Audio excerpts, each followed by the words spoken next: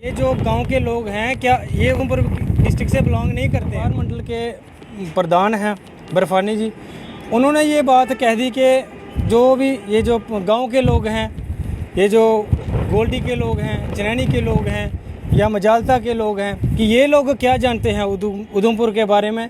ये उधमपुर में ना आए, ये उधमपुर में ना आए। आप किस बेस पे बीच में आ रहे हैं, या किस बेस पे आपने ये बात की है?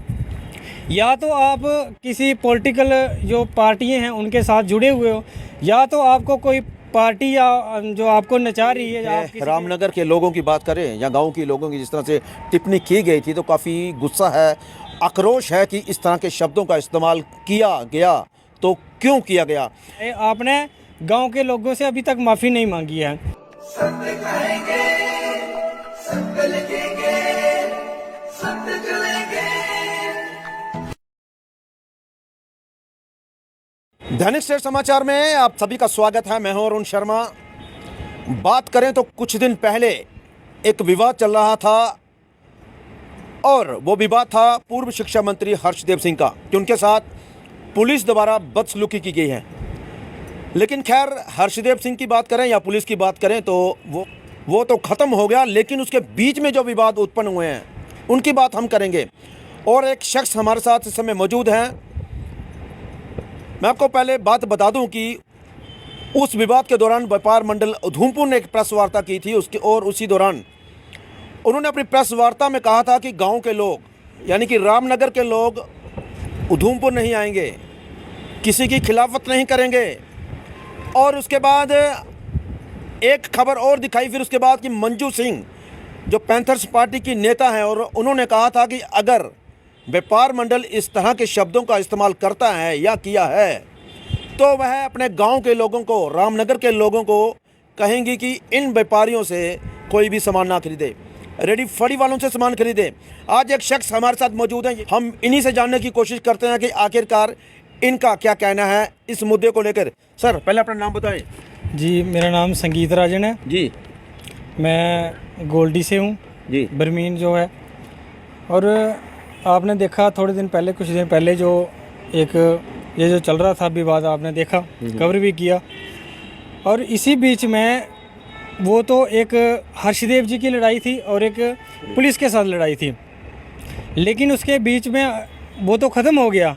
जो जिसकी गलती थी उसने मान ली, और जिसके साथ बात थी उसने तो माफ़ कर दिया। लेकिन बीच में फिर एक जो व्यापार मंडल के प्रधान हैं बर्फानी जी, उन्होंने ये बात कह दी कि जो भी ये जो गांव के लोग हैं, ये जो गोल्डी के लोग हैं, चनैनी के लोग हैं या मजालता के लोग हैं, इनके बारे में उन्होंने, जो हम गांव के लोगों के बारे में उन्होंने अपशब्द बोल दिया कि ये लोग क्या जानते हैं उधमपुर के बारे में, ये उधमपुर में ना आए। ऐसा आपने देखा। और अब मैं ये बोलना चाहता हूँ बर्फानी साहब से कि आप ये बताएं कि क्या ये जो गांव के लोग हैं, क्या ये उधमपुर डिस्ट्रिक्ट से बिलोंग नहीं करते हैं, या ये जो लोग हैं ये उधमपुर में नहीं रहते हैं, ये उधमपुर में नहीं आते हैं।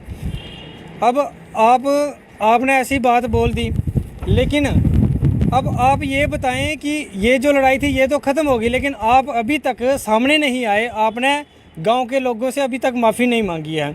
और हम चाहते हैं कि ये जो आपने गांव के लोगों के बारे में जो आप शब्द बोला है, आप सामने आएँ और जो है मीडिया के सामने आप माफ़ी मांगें। और ये जो व्यापार मंडल है ये तो कोई पॉलिटिकल तो है नहीं, या कोई ऐसी बात तो है नहीं, लेकिन आप किस बेस पे बीच में आ रहे हैं, या किस बेस पे आपने ये बात की है? या तो आप किसी पॉलिटिकल जो पार्टियां हैं उनके साथ जुड़े हुए हो, या तो आपको कोई पार्टी या जो आपको नचा रही है, या आप किसी के कहने पे अगर ये आपने बोला है तो आपको ये माफ़ी मांगनी पड़ेगी। और एक और जो हैं वो रोहित सेठी जी हैं, उन्होंने बोला था कि हर्षदेव जी जो हैं उनकी लीडरी जो है वो रामनगर तक ही चलेगी। लेकिन वो जो लीडर हैं हर्षदेव जी हैं, वो तो एक हमारे जम्मू कश्मीर के लीडर हैं, और जब भी उन्होंने आवाज़ उठाई है तो जम्मू कश्मीर की आवाज़ उठाई है। और यहाँ जो आपके लीडर हैं, आपने बोला कि ये जो उधमपुर में आप लीडरी नहीं करोगे, आप रामनगर में ही लीडरी करें। उधमपुर में जो लीडर हैं उनका काम भी हम देख रहे हैं। आप हॉस्पिटल में जाओ, क्या हालत है वो आप एक बार जाओ, वहाँ से चक्कर लगा के आओ, फिर आपको पता चलेगा।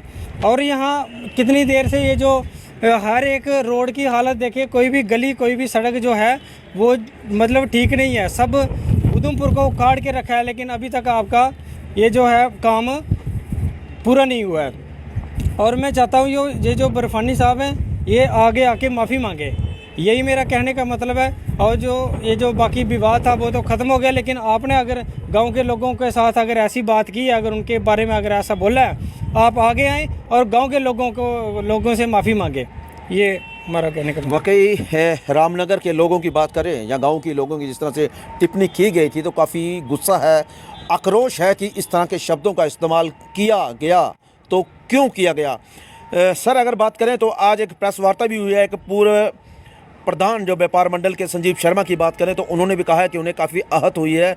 और उन्होंने जो मंजू शर्मा जी ने जो कहा था उस बयान के लिए उन्होंने कहा कि मैं भी माफ़ी मांगता हूं व्यापारियों की ओर से, क्योंकि वह नहीं चाहते कि उधमपुर के व्यापारियों को इसका नुकसान हो। तो उनके लिए क्या कहेंगे, वो खुल के सामने आए हैं। बेशक वो व्यापार मंडल के सदस्य नहीं है, लेकिन पूर्व प्रधान है वो।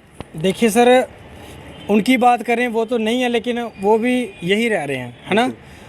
लेकिन वो आगे पहली बात तो उन्होंने कुछ बोला भी नहीं था, लेकिन वो अगर आ सकते हैं तो जिन्होंने बात कही है, अगर किसी को गाली दी, माफ़ी मुझे ही मांगनी पड़ेगी। इसलिए मैं ब्रह्मानी साहब से कहता हूँ कि माफ़ी आपको मांगनी पड़ेगी गांव के लोगों से।